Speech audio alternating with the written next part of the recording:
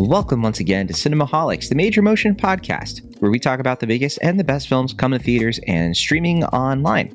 From the San Francisco Bay Area, I'm John Negroni, transforming into a film editor for InBetweenDrafts.com. And from Pittsburgh, Pennsylvania, well, he's a freelance film writer in disguise, is Will Ashen. What up? Will, I know you have a different audio setup going on, so listeners, we apologize for it. It's a bit different. But we're working out. We have a few bugs to work out, don't we? Yeah, the setup is more than meets the eye. More than meets the ear, I guess. I don't. We'll see. Hopefully, your criticisms, your analysis, and everything on Transformers: Rise of the Beast is going to be so phenomenal that the listeners are going to feel like they're just inside a soundproof room. Great. All right. Transformers. So, Will, I did something for this movie that you might appreciate. I don't know. I re-listened to both episodes of the show where we covered Transformers movies. There have been 7 of these so far. And Transformers: The Last Night, which was very early on in Cinemaholics days, 2017. And you were not there. I forgot that you weren't there. I always forget. Yeah, that was one of the first ones I missed. I know that was in that weird cycle where Robert Yanis would be there on the show, but I had something else going on. I think that was the weekend of my brother's wedding. So I know there was something happening, but I also remember being pretty vocal about, like, I just don't want to do this movie. Like, I know it's on the schedule. I know I don't want, like, I have no interest in this. And it was one of the ones I think I was early on trying to veto, but then it just happened that the weekend you were planning to cover it was one I wasn't able to be on anyway.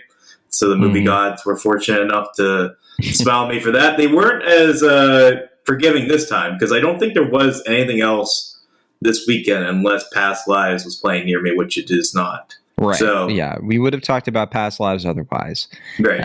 Now, on that episode, it was me, Maverick Hines, of course, and CJ Millen filled in. I think it was the first time we had CJ Millen on. And yeah, it was an interesting conversation the last night. We trashed the movie quite a bit.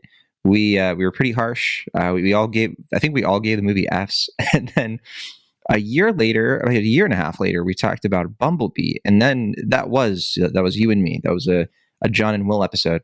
And that was also kind of a weird one, because we were both sort of like, man, the critics like this movie a lot. The Rotten Tomatoes score was like in the 90s. I think it still is. But you and I both were sort of like, this movie's like not that great. We were kind of confused. And you even made the comment that I think you were less harsh on Transformers: The Last Night than we were. You were like, I wouldn't have been quite as low on it as us. Do you stand by that? Do you think the Transformers movies need to be reevaluated? Like we're being too harsh or being too mean?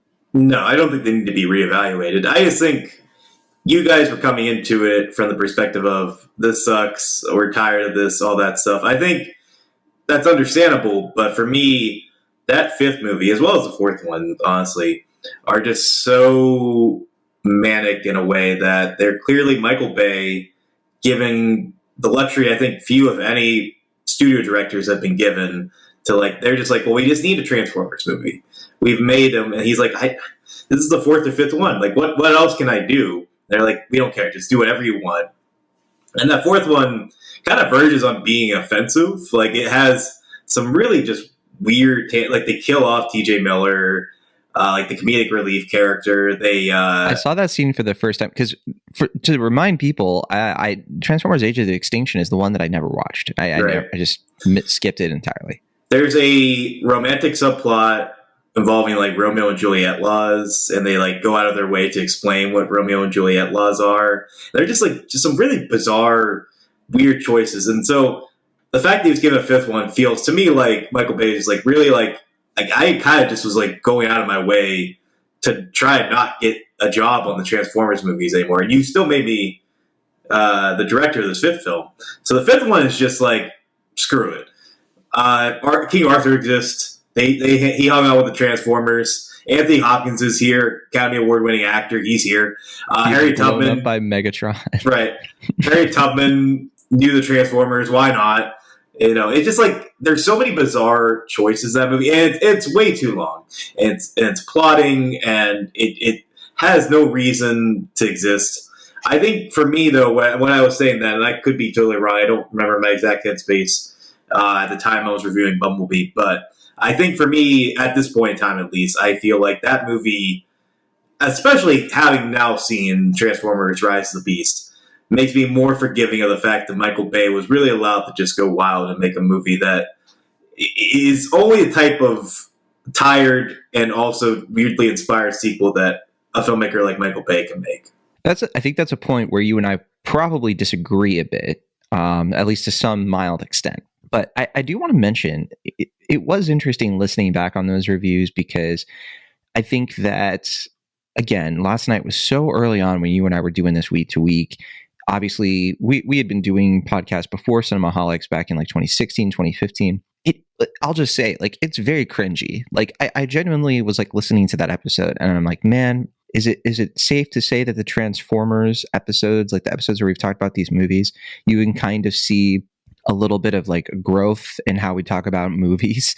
It's a little bit weird, but I think that, yeah, just listening to me and Maverick and CJ just kind of like go ham on it, I feel like we have definitely improved in terms of like how we're able to talk about these movies and be a little bit, I don't want to say fairer, but be a little bit less reactionary to these movies, be a little bit less like, I feel like I'm not as prone to like Michael Bay bashing as I used to be. I think that was like a point in time, especially where I really was like not open-minded when it came to Bay's filmography. I mean, and since then, I still like really just do not like his style. I'm very, very firmly against movies like Six Underground and such. But and Ambulance, I was nowhere near as nice to as you were, which I know you defend that movie. You were like, and a lot of people did. Ambulance kind of, it hit big with people, right? Yeah, I mean, again, I'm certainly no like Michael Bay defender in the broad sense. I just think maybe at this point in time, given how much studio films are shifting to being more producer driven, less stylistic, very bland, very corporate in their decision making, there is something to be admired about Michael Bay, even though it's not a style that also like I'm particularly fond of.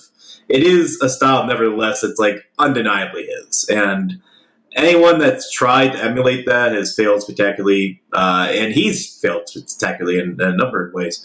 But yeah, I mean, at least his last three films that you're mentioning, I think only Ambulance is the one that I would come up and be like, this is a pretty good film. Like, I think on its own merits, I think it works. But there is something to be said about both Six Underground and Transformers Last Night as far as being like entirely overblown in a very, literal sense, in the sense that Michael Bay loves explosions. And just the fact that they're movies that are undeniably things that because he was given $200 million, whatever, was able to make. And I think I can appreciate that more than something like Rise of the Beast, which has, I think, the same budget as The Last Night, but is way less memorable. It's lower. It's lower? It's a budget, yeah, quite substantially. So This budget is between reportedly 195 to 200 million. And The Last Night was 250 to 260 million. Oh, okay. At that point in time is one of the most expensive movies made, like, ever. Absolutely, yeah. And yeah, I just have to, I guess, kind of give Bay a little bit of admiration just for the guts, though, that he has, I guess, for what he does. It's not a craft that I love entirely. I think there are only maybe like one or two Michael Bay movies I really would go to bat for. But I watching a movie like Rise of the Beast, which I'm not trying to overstep and review too early, but it suffices to say, I feel like that movie leaves me wanting a lot of things, and one of those things happened to be Michael Bay's manic vision. Well, just to give the listeners a heads up, let's talk about Transformers: Rise of the Beast. But I will say this may not be a total bash fest. I mean, I'll at least say at the outset that this movie has been doing definitely better with critics than some of the previous Transformers movies, with the exception of Bumblebee. Bumblebee still continues to be the one that I think, at least at the time people watched it, Bumblebee was a movie that, while extremely derivative, and I think a lot of people recognize that, I think there was a lot of positive reaction to the way Travis Knight treated the Transformer characters, did something with it that was a little bit more grounded. And I don't know. I think that movie struck a chord with people, even though you and I were a little bit like, it's still mediocre. We were definitely in the minority on that opinion, at least at the time. I don't know how people look at that movie these days. I think they're still favorable. I don't know. I mean, I do think surprised. I mean, at least as far as Transformers movies go, I feel like that's still the one people are like, but Bumblebee was good. In a way that, like, I think people still go to bat for that 2007 Transformers in a way that I still feel like it's not very good. Like, by Transformers standards, sure. Like, I mean, it's, Raiders of the Lost Ark compared to that fourth Transformers movie. But yeah, I mean, I don't think any of these movies really rise above, like, okay or pretty good. But I think there is something to be said about, I think, expectations when we saw Bumblebee, at least or when I saw Bumblebee, were much higher than I think for a lot of critics, where they were like, oh god, another Transformers movie. Okay, Michael Bay's not doing it, but whatever.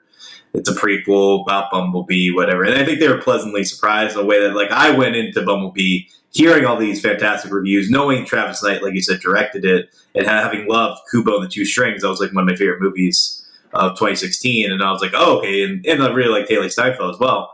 I was like, yeah, I mean, this could be a really awesome movie. And like you said, the fact that I think it was just like fine, like okay, left me wanting more. But I think it's like it's fine. Like it's by no means a bad movie or anything. But I do think people are very, very charitable on that film. They are. I think one of the main things we said that I stand by is that it's certainly a bit too Iron Giant, and that was the thing. I struggled with finding an identity in that movie that really stuck out, because it did just sort of feel like, yeah, Travis Knight was sort of copying E.T.'s homework, as you said in your review, and I think we both agree that Michael Bay, to his credit, is love him or hate him. He's an auteur. Right. Now, I did look this up because while listening to that conversation, I was a little sad. I mean, Bumblebee came out 5 years ago, almost 4.5 years ago. And Travis Knight hasn't come out with anything since in terms of a film. And we were both saying, like, man, we hope this guy gets more work and everything. He not only Cuba and the Two Strings, but with Leica, he did the box trolls, he did Paranorman. He was a producer on Missing Link a year later, but he's been since then working on a film called Wildwood. That he's directing and writing. It's based on a fantasy novel called the Wildwood Chronicles. Are you aware of this project? Yeah, it's the next Leica film, or at least one of the next Leica films, right? It is, yeah. Yeah, I've heard a little bit about it. It sounds very promising. I think there's like one concept art floating around. Obviously, it's a little hush-hush outside of the voice cast and stuff, but I'm definitely excited. I love Leica films. Same here. All right, so Transformers Rise of the Beasts. This is in theaters this past weekend. This, again, I didn't know this going into... Well, I didn't know this going into the movie because I edited your review. But before I edited your review, I didn't actually realize, or maybe I didn't process or put it into my head, that this was another prequel. It's more of a sequel to Bumblebee, though, than it is a prequel to the first Transformers. You would disagree? Not that I disagree about the prequel thing, obviously, that's the thing, but... I don't know. There's like one offhanded mention of Bumblebee, but I mean, it's a little vague as far as like, is this a continuation of the like previous movies? Like, are we watching Optimus become the Optimus that we know in the 2007 film, where he, I think they're fully rebooting it. I mean, that's possible. That's what I said. I think in my review is that it's a little vague, like at least at this point. Yeah, I think they're leaving room for it. Yeah, this movie takes place in the 90s, and they make certain decisions toward the end of this movie that strongly imply that they're kind of moving away from really what happened in the 2007 Transformers, but obviously we can't speak to that specifically because we don't want to spoil that for anybody who hasn't seen the movie yet. That said, I definitely want to point out that for me, it does feel like they took the Bumblebee sort of like template and it kind of merged it a bit with some of the previous Transformers movies. This is a more sort of standard Transformers movies. There are like more Autobots. It's definitely kind of following some of the track lines of the 2007 Transformers, where we have like human characters who are a little bit more along for the ride. They have their own roles. And so those human characters are Anthony Ramos, who you see in movies like In the Heights. Of course, he was one of the main characters in Hamilton. And we have Dominique Fishback, who we've seen in I think was it called Shivers, and Judas and the Black Messiah was like one of her big ones. And she's been I think she was in like a Netflix movie at one point. What was the Jamie Foxx one and with Dave Franco? Project Power. That's the one I'm thinking of. Yeah. Not Shivers. I was thinking of Swarm, which is the TV Amazon show.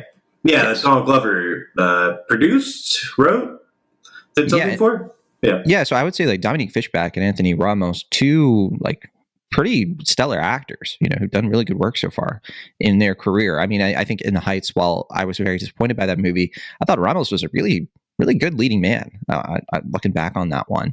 And of course, his work in Hamilton is pretty great.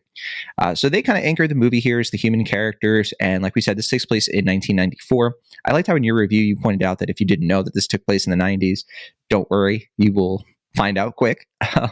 They use plenty of sort of hey, it's the 90s. Did you know it's the 90s? It's the same kind of thing they did in Bumblebee, where it was sort of like, it's the 80s. Did you know it's the 80s? Like, hey, I got to get out of here. I got to go watch a Michael Jackson video. Like, that's kind of the energy we're dealing with. But in this case, it's like, oh my gosh, I'm wearing a Power Ranger shirt. Can you believe it? Listen to this soundtrack of NWA, like that I've been listening to every day. Yeah.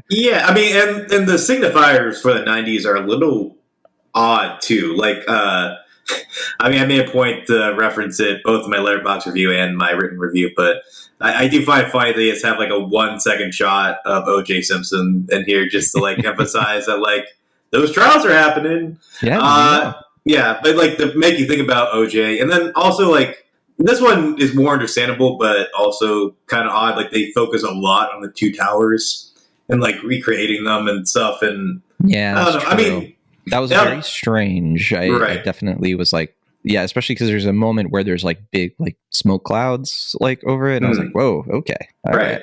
I'll just say that when I didn't know until I got in the theater, my friend Mike Sir, friend of the podcast, who saw the movie with me, told me that this was a 90s prequel.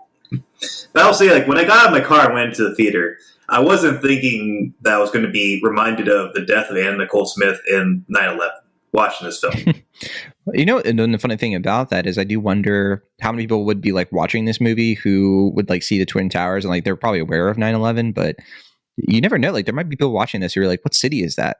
You know what I mean? You're just kind of like, wait, what? What are those buildings? At this point, it's been so long, right? It's been 22 years that I think we are dealing with like a generation that has very little, cultural memory of the Twin Towers. But anyway, we don't have to talk about that. We can talk about this Transformers movie. Now, this one is not directed by Michael Bay. It is directed by Steven Caple Jr. I made a mistake. Nicole Brown Simpson is what I meant to say. My bad. I was going to say, I was like, I don't remember Anna Nicole Smith being mentioned, but I didn't. My apologies. My apologies. No worries. Steven Caple Jr., he was the director of Creed 2. Which was, I thought it was like a decent. It's like it's sandwiched in between, I think, two much better films. Yeah, it's definitely the weakest, I think, of the three, but very serviceable, solid sequel. Like I rewatched it earlier this year. It still works in my opinion. Like it's a solid sequel. Yeah. And I can see why they would hire someone like him to come in and do kind of a similar thing for the Transformers franchise. Now, I didn't really specify this earlier, but where the Transformers franchise is at is kind of a weird place because Bumblebee did well with critics. It made money. It wasn't a big flop. It wasn't as big of a disaster as Transformers The Last Night. But I mean, one thing that I forgot until I re-listened to the conversation that Maverick and CJ and I had about Last Night is around this time, Paramount really was like trying to build out a whole cinematic universe, really trying to compete with Marvel a little bit more. There were reports that Michael Bay had a lot of scripts in terms of like places that he could spin off the Transformers stuff. And we had remarked on how it seemed like he had taken those scripts and had just mashed them into his own movie. So like the Harriet Tubman stuff, like you mentioned, the King Arthur stuff, it seemed like they were just sort of like consolidating instead of going in that direction for reasons that I don't think we'll ever know. But Rise of the Beast does feel like one of those scripts that's kind of like, okay, we'll do this kind of movie coming up. And I'm not exactly sure, why they waited so long to do this, because I mean, they have been talking about doing a movie like this since 2018. But I think that it just seemed like they wanted to make changes, that Travis Knight wasn't going to come back. He was going to go back to Leica. It looked like John Cena might come back, and it looked like they might do something a little bit more like Bumblebee 2, not Transformers prequel 1, if that makes sense. And they were working on a couple of different Transformers films in 2020. It seems to me like they were just indecisive. They had like a couple of different scripts. They were working on it, and then COVID happened, and I think it just sort of made the whole thing a little bit just tricky to balance. Like, where should this franchise go? I think that Paramount just had a hard time deciding, like, do we want to go down the Beast Wars direction, which is what they ultimately decided to do. Now, Beast Wars, I don't know if you ever watched Beast Wars, the cartoon. Now, people who watched Transformers in the 80s, like the original cartoon, they tend to be older than you and me. They tend to be more like Gen X or the older millennials. For sure, though, I was one of those kids that grew up mainly on Beast Wars, Beast Machines. That to me was Transformers growing up. Those were the toys that I wanted and I had. I didn't really have the Transformers cars or anything. I had, the Maximals, right? The Predacons and all of that. And we had you could like combine the different toys, like the bird with the grill and everything, to the point where I thought they might do that in this movie. And I was like, ooh, if they do that, they might warm this cold steel heart. But bit of a spoiler alert, they do not do that. But I think that's a spoiler you should know, so you don't go in and you get disappointed, right? Maybe later, maybe they'll do it later. But anyway, for this movie, it takes place in 1994, and we kind of have just like your standard Transformer story. There is a key, it's called a transwarp key, and one of the humans, Dominique Fishback's character, she's a museum lab tech assistant, sort of, and she gets a hold of this key by accident, and it is the key to essentially this like big bad evil transformer machine called Unicron. It would allow it to come to Earth and all places in the galaxy and destroy all these places. Optimus Prime, Bumblebee, and a few other Transformer Autobots, they want the key because they could use that to go home. So basically this key is sort of like it kind of just allows you to teleport anywhere in the galaxy. It's pretty awesome if you are a character in these movies. And Anthony Ramos, he is this kind of like down and out thief, sort of. He's an army veteran, but he can't land a job. His brother is always sick, and he sees this whole opportunity. He comes into contact with a Porsche Autobot named Mirage, who's voiced by Pete Davidson, and together they kind of like form a little bit of a friendship. And I think Ramos kind of sees an opportunity to save the world, maybe be something more, right? Find a way to not just save his brother, but be like a hero, essentially, in a way that the military did not do for him. Now we have this, from there, we kind of just have this like world spanning plot. Although it's a bit of a focused movie, we're not in a ton of different locations. We're mainly in New York, and then we're in South America for a good chunk of the film. We have not just the standard Autobots, but we also have beast creatures who've been on Earth for a long time. And Rise of the Beasts is also a shorter movie than some of the other Transformers movies. It's so long, it's about 2 hours and 7 minutes. But I do think that critics are responding to this one a bit more favorably, but certainly not as favorably as Bumblebee. So we'll start with you, Will. What did you think of Transformers Rise of the Beasts? I already know what you think, so let's hear it. Yeah. I can't say I was too taken by it. I can see why critics are responding to it more. I can see why audiences are a little bit more taken by it. As you were kind of alluding to, it is sort of a soft reboot for the franchise. It's kind of trying to go back to the earmarks of the 2007 film. They get a little bit more simplistic, kind of establishing more of the like camaraderie between humans and Transformers. That was seen like with Shia LaBeouf's character and Optimus Prime, as well as like his kind of budding romance with Megan Fox's character. But yeah, I mean, as I was kind of suggesting before, it just kind of feels very studio oriented. It doesn't really feel like there's a lot of organic decision making being made here. It feels very calculated. The script is very kind of clunky in its presentation, even down to the point where some character decisions and motivations don't make a ton of sense because they feel like they're kind of following the expected beats of plot rather than like what would make sense for these characters at certain points in time. It just kind of felt very machine-like, weirdly, and that's not really meant to be a pun based on these Transformers, but rather just that, like, it just feels very ordained in a particular way. Like, it's meant to kind of hit these certain beats, play these certain tunes, and do what I guess people would expect for this movie, maybe what they would want, but also at the same time not really feel that exciting. It produced a fairly boring movie for me because it just feels like, okay, we're going to do this. We're going to introduce this character. Well, he's going to be meeting this person. Eventually, they're going to meet with the Transformers. They're going to go to Peru, et cetera, et cetera, et cetera. And yeah, it doesn't really. I mean, the action beats are okay.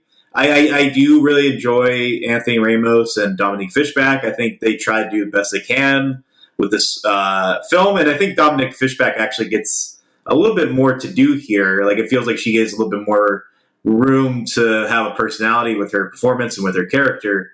And you could, I guess, say the same about Pete Davidson and his voice performance. But yeah, it just doesn't. I don't know. It doesn't excite me. I'm not much of a Transformers fan to begin with, so maybe that's part of it. But it just doesn't make me really engaged to feel like what this new quote unquote cinematic universe is for the Transformers. It just feels kind of tired and boring to me. So yeah, it left me just with a big old shrug. I do want to talk about, once we get through this, I do want to talk about some of that cinematic universe stuff. But of course, that will require us to open it up for some spoiler talk. So we can do that a little bit later. I think, what's interesting about this movie, because I definitely enjoyed it more than you did. I definitely walked away from it being like, you know what, that wasn't bad. And in fact, compared to a lot of the other Transformers movies, I think that it, at least on paper and in execution to a lot of extent, I do think it's a more effective and better constructed movie than even the first three Transformers movies. But I tend to still go to bat for that first Transformers movie because even though it's such a messy, kind of garish vehicle, and I think the second one is pretty terrible. I think the second movie is just indulgent garbage, mainly because it was made during the writer's strike. And I mean, it's, Michael Bay has even said, like, they shot it without, in many key places of the movie, without even a script, and you can tell. Not to mention, it's also fairly racist. Extremely so. Right. And even if you can get past all of that, I just think that, like, it is a hard movie to watch. There's like only one scene in Revenge of the Fallen that I think actually has like some sense of like filmmaking behind it. Like, it felt like Michael Bay kind of, I don't even want to say cared, but actually had, like, he built the scene around like narrative, and you don't really have that in any other part of the movie. And yet I do think the first Transformers movie and the third one do have some really good moments. I think that the third movie, that last act, was just such a, like, it makes me wish they had just ended the Transformers movies on that, because I think it would have ended it on a high note. I think that entire scene in Chicago, seeing it on the big screen was just it was an experience. And I think it encapsulates like why these movies have been successful, even though critics have constantly turned their noses at these movies. And I think it's because it's not just like the Spielberg stuff. I think the Spielberg stuff is obviously, like, especially in that first movie, it's a big reason why people sit there and watch the entire movie from start to finish and are super bored. But I do think that it's like one of the first blockbusters we got that really encapsulates what Scorsese now calls like the Marvel movies, theme park movies. It genuinely, like, when you watch those Transformers movies, and this one too, you feel like you're at Universal Studios. You feel like you're on a roller coaster, and like there is a narrative, but it's like some kind of like computer screen person who's just like, thanks for your help, guys. Couldn't have done it without you. And I'm in the audience and I'm like, I didn't do anything, but that's kind of how it feels like watching these movies. Like, and I think that first Transformers movie, especially, what I do like about it, even though it is so incoherent and it's so hard to follow like what the action is, there is something to be said about how it was trying to be Jurassic Park. Jurassic Park just celebrated its 30th anniversary, and just yesterday as we record this. And that was a movie that also sort of like had these big, dangerous things happening in the background while you watch the movie from the character's perspective. And that was something that was effective in the first Transformers movie. A lot of that is like, you can't really tell what's going on, but you kind of feel the sort of like the fear that the characters are feeling because they can't tell what's going on. And I do think that first Transformers movie is pretty functional in that way. Rise of the Beast, though, what's interesting about it? Because I think we've moved so far away from the Transformers themselves being a big T-Rex kind of character with very thin characterization. In this movie, the Transformers are just, I think that they have a bit more faith that the audience cares about Optimus Prime as a character, for example, that these characters can have their own arcs. And so the result of that is the actual, like, the action scenes aren't just sort of like fungled messes where you can't really see what's going on purpose, but instead we kind of just have like a Saturday morning cartoon in live action on the big screen, where you are supposed to be like in the shoes of Optimus Prime, not in the shoes of Dominique Fishback, who's just like, oh my gosh, I'm going to die, right? Instead, you're sort of like, all right, we're going to fight Scourge, and it's going to be tough. And I think I respond better to that. I can see why you wouldn't, because you've said you're not as big of a Transformers fan, and I think you just don't find the characters as engaging, which I would understand. Like, you would be bored watching these characters clash, right? Because it's like, who cares? For me, I kind of care, because I think one of the best choices they make with this movie is that they just actually give Optimus Prime some kind of character growth. He kind of sucks in this movie. He's a bit of a jerk. He's a bit mean. He's not a fun character to follow for a lot of it, but you kind of understand why, and you're kind of given like specific reasons for what he wants that makes sense. And I don't know. I think that what you said, it's true. I mean, this thing was kind of written by committee. It feels lots of screenwriters. I don't think that there is that strong vision or anything. And I totally agree with that. But I think maybe the reason it works for me and some others is that it doesn't feel, for that reason, like a big movie. It sort of feels like an episode of a big TV show. And approaching it on that level, I think that's why I walked away from it being like, oh, that's a fun episode of Transformers. And it's probably going to stick out for me better than some of the other Transformers movies have. We'll see. I mean, I genuinely, to your credit, I remember the first and third Transformers movies better than Bumblebee. I barely remember what happened in Bumblebee. When we were talking about it, we were talking about certain things, and I'm like, I don't remember that at all. Like, I forgot John Cena was in it. I forgot that it took place in Santa Cruz. It just sort of like escaped my mind. But maybe it also has something to do with, like, we watched those early Transformers movies at a different time in our lives where we were probably more impressionable and not watching as many movies. At least I wasn't. But those movies, I think I remember a lot more of. And I do think part of that could be because they broke through cultural noise. And I don't think this movie, Rise of the Beast, is going to stick out for me that much. I'll probably forget a lot of it as well. But I'll be honest, I don't hate the direction that they're trying to go in. I think that's fine. If we're going to get more Transformers movies and they're kind of like this, I wouldn't expect you to be a fan, but I think it could be worse. Yeah, I mean, I definitely agree as far as the cartoon element of it, in the sense that, not that it's like stylistically cartoonish, but it does feel like more of the ensemble that you're talking about, like where Transformers are actually interacting with Transformers, as opposed to just kind of like the clipped lines that we got in the Michael Bay movie, where it's just like, we need to protect the humans and stuff like that, and all that. That's a pretty good impression. I like that. Thank you. Autobots, we need to get the key. Stand down. But yeah, I mean, yeah. Megatron. But anyway, yeah, I mean, I think there is something to be said, about the fact that they have more of the freedom, whether it is because this is the 7th Transformers movie or because technology has advanced or whatever, but it does allow a character like Mirage or Optimus Prime to be a little bit more fleshed out. And I think that is a credit to Bumblebee. I mean, I think the fact that people, responded to that Bumblebee was actually more of a character in that, as opposed to kind of like a walking punchline like he is exactly. in the Michael Bay movies.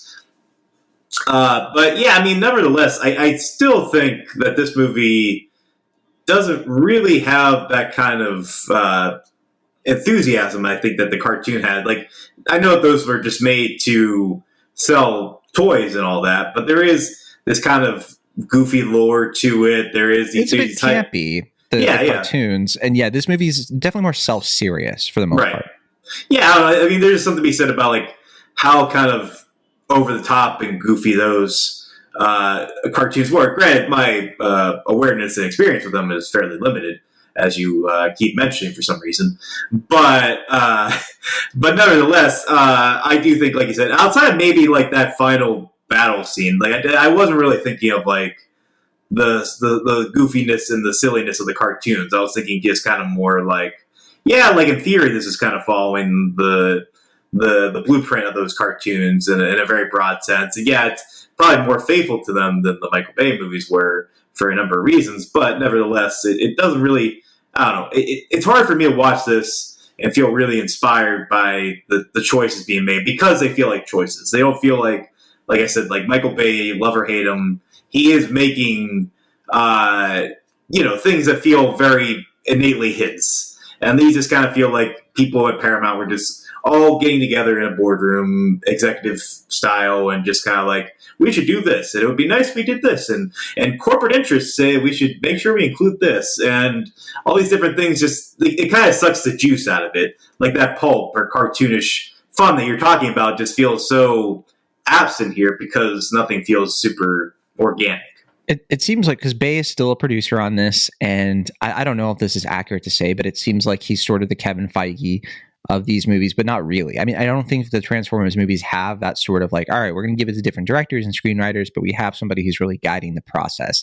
I think that's one of the main reasons the Avengers movies work as well as they do for a lot of people, because yeah, you had the Russo brothers, but we've kind of seen since the Avengers Endgame that if you give the Russo brothers their own stuff, they aren't very good. It seems like Avengers Endgame and Infinity War in particular seem to be because of Kevin Feige and really his influence and how he shepherded those movies. And it seems like Transformers kind of lacks that still. Like they don't have that kind of like sort of master planner behind the scenes as far as we can see. I do want to call out the voice talent here. So we have Peter Cullen. He always voices Optimus Prime since the 80s. And, I love the way he voices the character. You always got to have him coming back. We have a few new people, though. We have Ron Perlman voicing Optimus Primal, the guy, the Maximal, who transforms into a gorilla. You have Peter Dinklage voices the main villain, Scourge, and Michelle Yeoh voices Airazor, the sort of like Falcon transformer. Pete Davidson, as we mentioned, who you pointed out in your review that you thought that he was one of the characters you liked a bit more. And I think the thing I liked about Mirage in general was that like there was more to his character than just like, I'm a transformer who can shoot stuff and be, attack people, whatever. Kind of like that he had other sort of like gimmicks. Like he could, his name's Mirage. He could like sort of like make little copies of himself, and he was a bit more of a trickster. And it was kind of like a fun little niche role for him.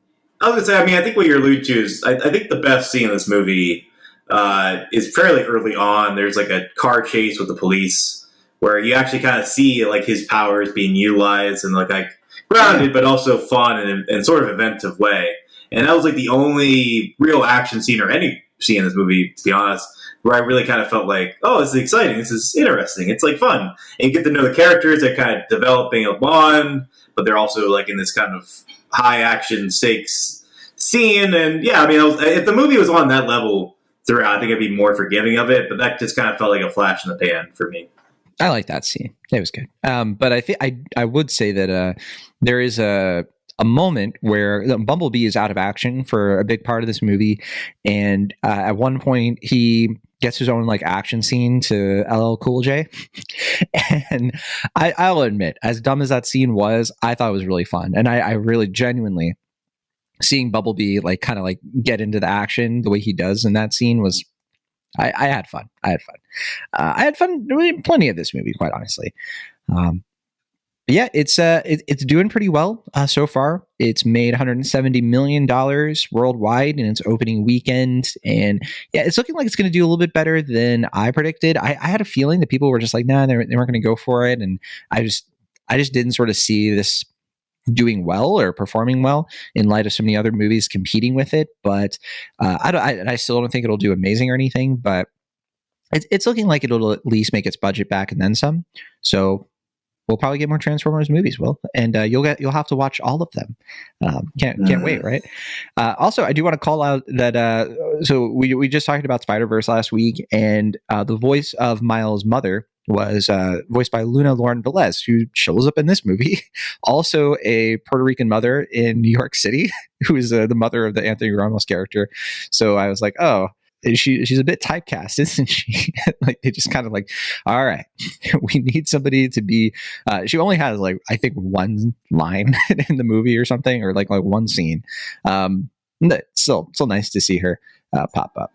Excited to see where she shows up in the flesh. Right, exactly. Yeah. She's Ezra Miller's character's mother for some reason. No, that's not true.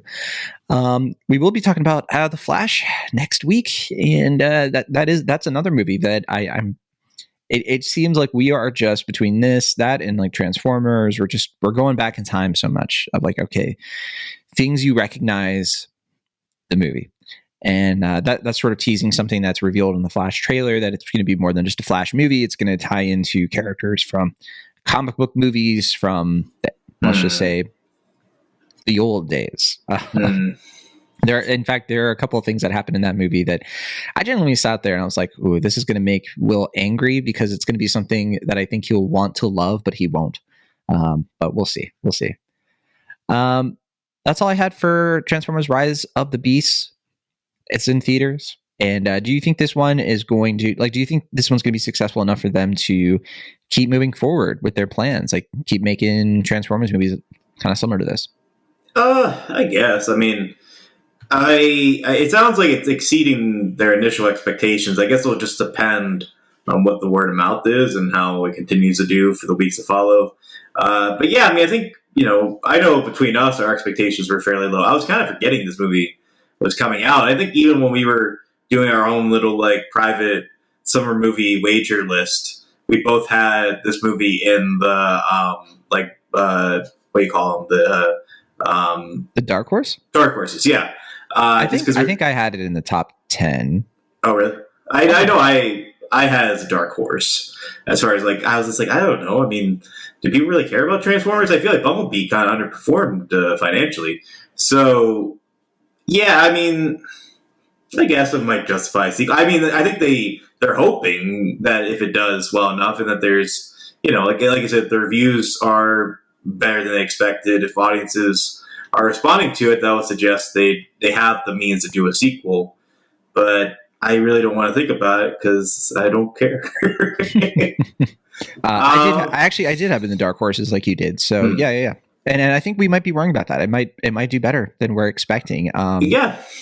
We'll see. But right now, I mean, a lot of the movies that we have in our top 10s are already on the leaderboards. And I would say so far, it looks like Spider-Man Across the Spider-Verse pretty soon is going to go past The Little Mermaid, which is at number 2. Guardians of the Galaxy Volume 3 is still number 1, but it's slowed down significantly, obviously.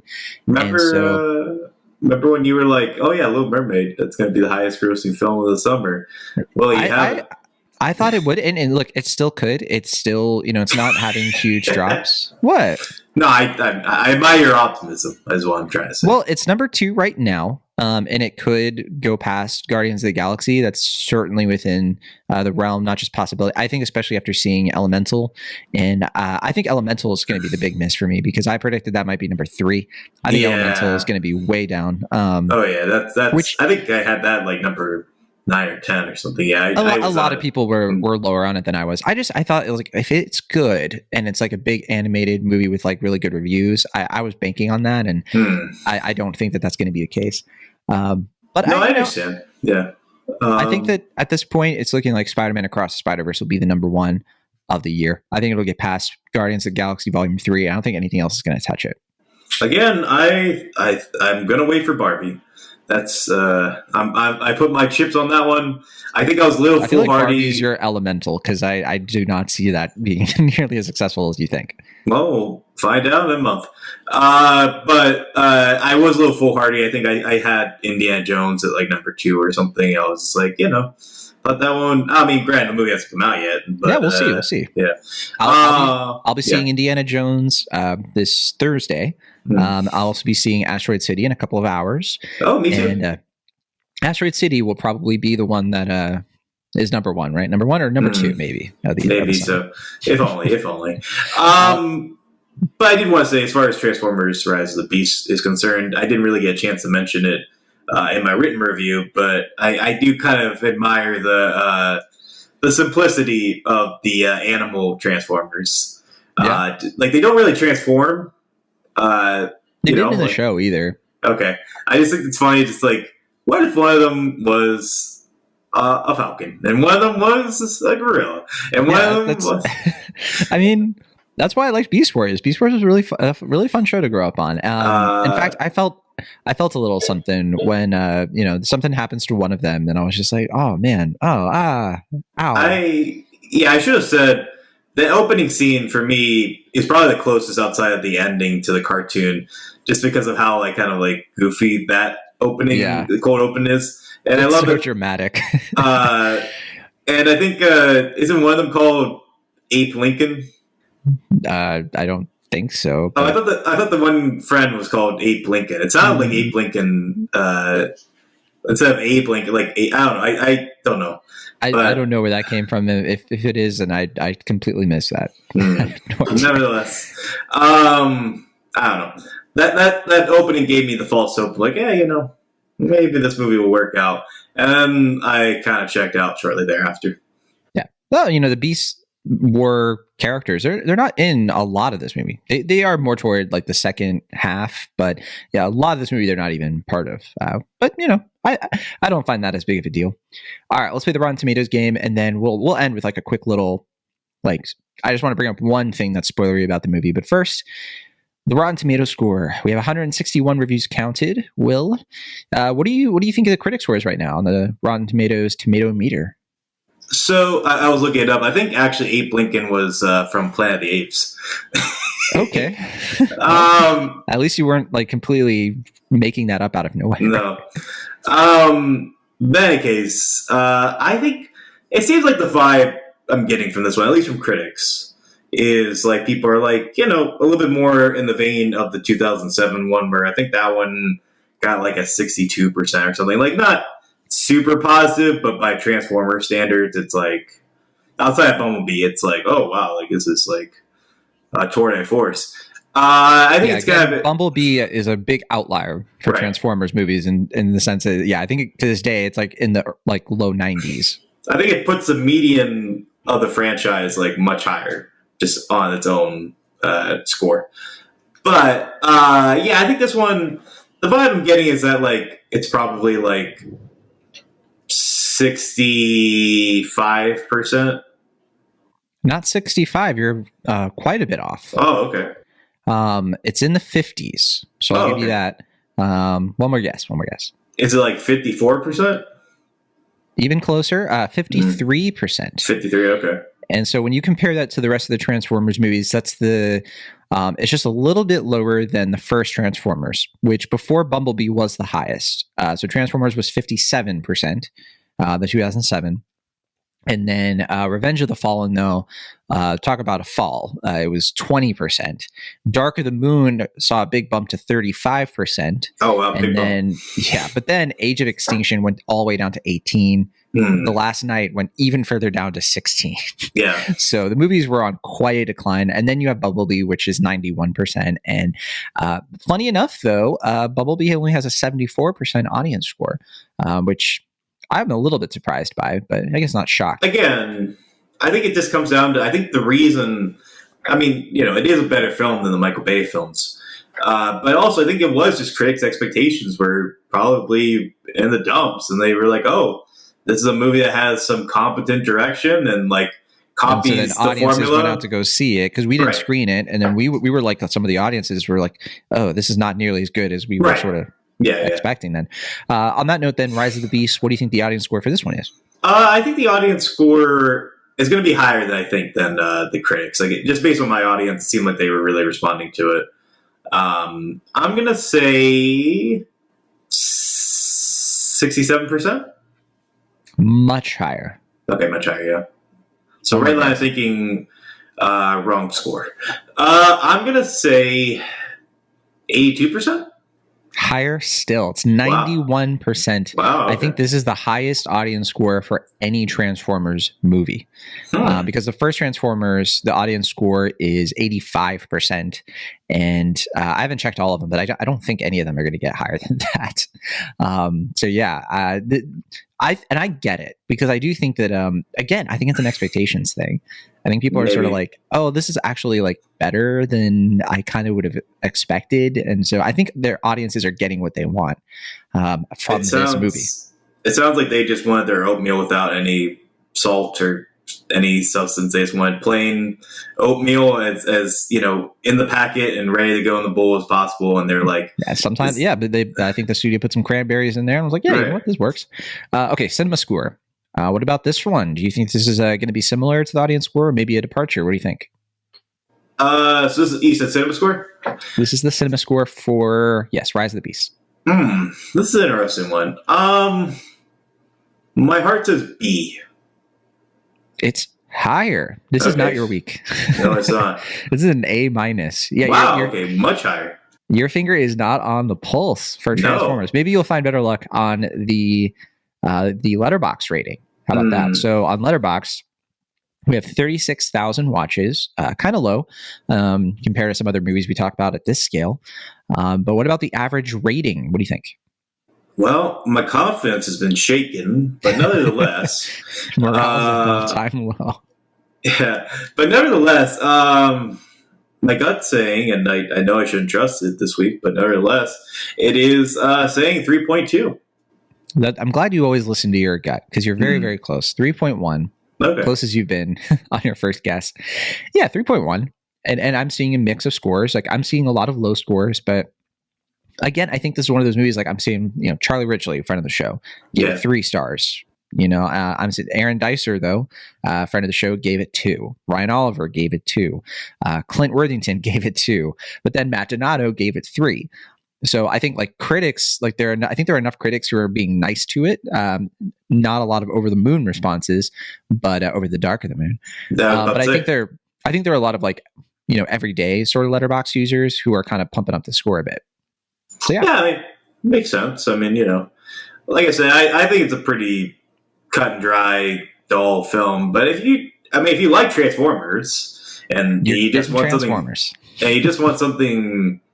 by the books, basic with the characters you love, I mean, yeah.